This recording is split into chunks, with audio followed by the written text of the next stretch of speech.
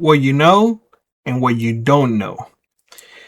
This is something that there's always issues with it because a lot of times you hear opinions as facts, and opinions as fact are two totally different things. Opinion, it's just an opinion. Everybody has one. Facts, well, that's something that a lot of people don't have. So when it comes to preparedness, when it comes to SHTF, aka shit hitting the fan, you often hear folks, especially online on YouTube, giving advice. And my simple question to all of them is it's a very simple question. How do you know? Is it because you have an opinion on it, or because you know? And in order for you to know, especially in SHTF, you literally have to gone through it. That's it. That's the only way that you can have experience. You will have to gone through it. That's it. Plain and simple. If not, it's an opinion.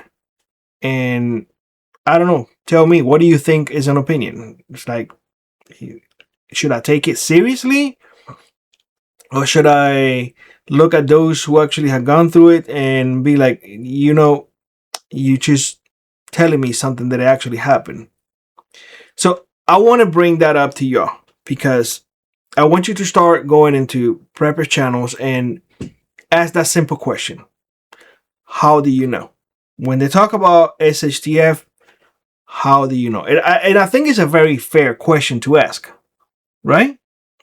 I think it's a fair question to ask if I tell you, hey, you should prepare the way that I'm doing A, B, and C, or you should emulate what I'm doing A, B, and C.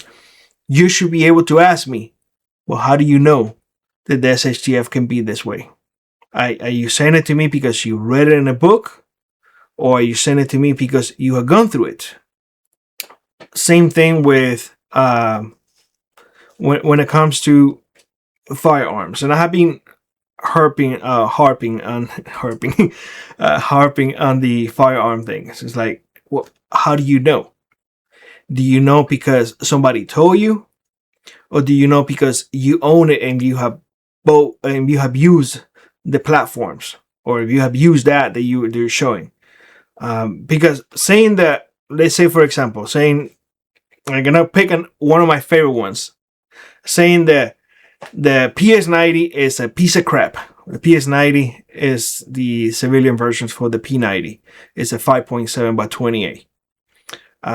It's garbage. It jams all the time. It's just not accurate. It's just garbage. But how do you know? Do you own it for you to make that a statement? Because that's no longer an opinion. That's a statement. You saying that it's a piece of crap. Because I own it. I own the 5.7. It is one of my favorite rounds. I don't talk much about it here because it is really expensive. But it is one of my favorite rounds. The PS90 is one of my favorite platforms.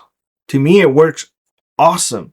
I have not had a single jam in that platform at all. Mainly because of the round.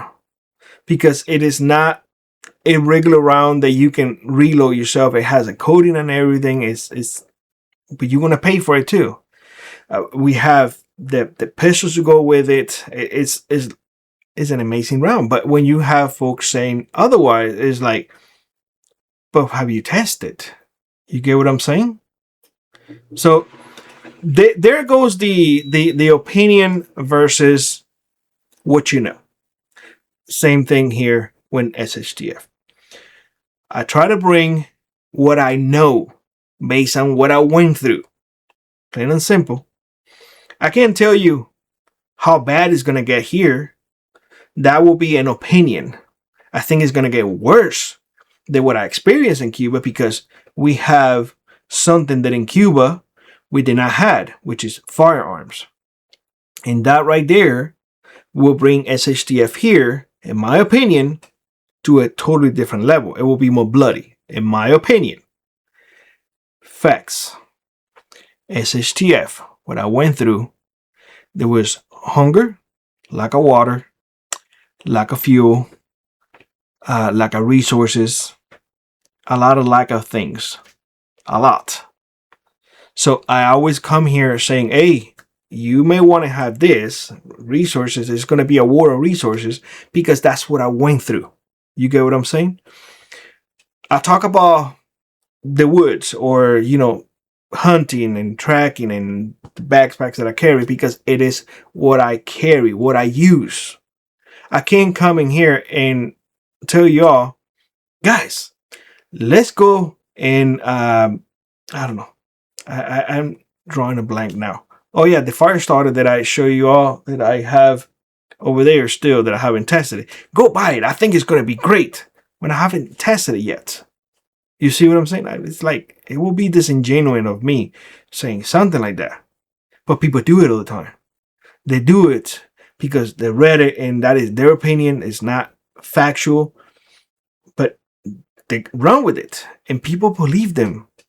And there's a lot of naive people out there. Very easy to influence. And they go along with it. I think I have said over and over and over, guys, the 1022 should be number one in your list when it comes to firearms. Number one.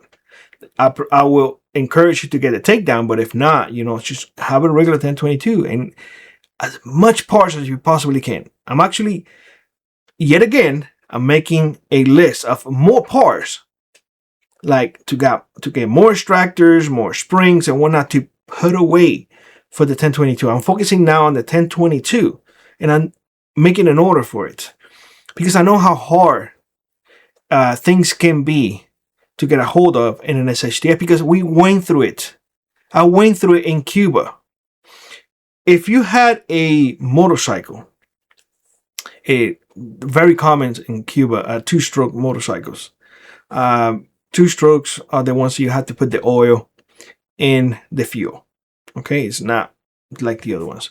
So you have to do maintenance. So you have to, well, you have to actually change the piston rings and all of that. I think it's like 7 or 10,000 miles or something like that because it's just, that's the nature of it. But things were so difficult to get that, let's say that you will bring your headers or your header. It's just one piston. I'm talking about a 49cc. In this case, I'm going in that specific. If you want to know the name, Capati, Behomina.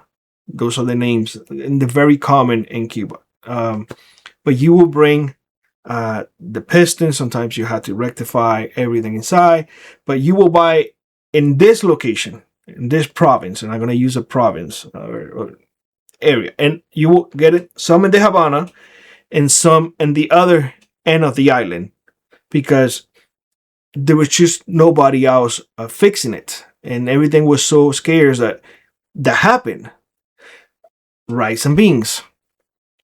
You will go to Pinar del Rio to get, that's a province in there, to get rice. But the beans, you will have to go to Holguín, which is way past over there, just distance-wise. And you will have to go get beans over there because Pinar del Rio didn't have beans. So you get what I'm saying? So now, being in a situation where transportation is really bad because there's no fuel, how do you do it? You see what I'm saying? So that's why I come here and I share those type of things, those past experience, which are not opinions. They're facts. They're facts because I already went through it. So that's how I know of an SHTF, because of the experience that I went through. But unfortunately, not a lot of people have that experience. And that is something that I am very proud of. I'm not proud of the things that I went through. I'm not proud of the things that I did being in Cuba in order to survive. But I'm proud to have that experience and being able to share with y'all. Although some people don't listen to it, it's okay. The information is there. Whether you choose to listen or not, that's completely up to you. But I think a really good question to start asking is, how do you know?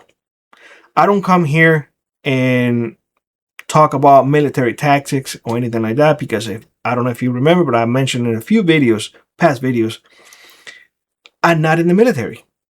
So I don't have experience in it. So why would I talk about military tactics and we have to do this and I have to train like a military? I am a civilian. I am a civilian with SHTF experience because I live in Cuba. I'm a civilian with hunting experience because I have spent pretty much my entire adult life up there, for lack of better words, without putting a graphic, shooting and killing shit. I don't know how else to say it so people can understand it. And, you know, I have been around animals my entire life. That's why I'm always so adamant in here that Mrs. D wants cows. And I'm like, I don't want cows because I don't want to be dealing with cow crap. I don't want it anymore. So just remember, opinions, everybody has one. It's what's the saying goes, like everybody has a thing and nobody thinks there's a stink. That's not true. Everybody has an opinion. Doesn't mean that it's fact. It doesn't mean that it's true. It's just an opinion. But when you know, because you have gone through it, that, my friends, is something very different. So I would encourage everybody to ask that question. When people talk about SHTF, especially people here in this country, I will ask very respectfully, how do you know? If they take the time to answer you, they probably know. If they ignore it, you have your answer right there. That being said, let me know what you think in the comment section below. God bless you all, and I hope to see you in the next one.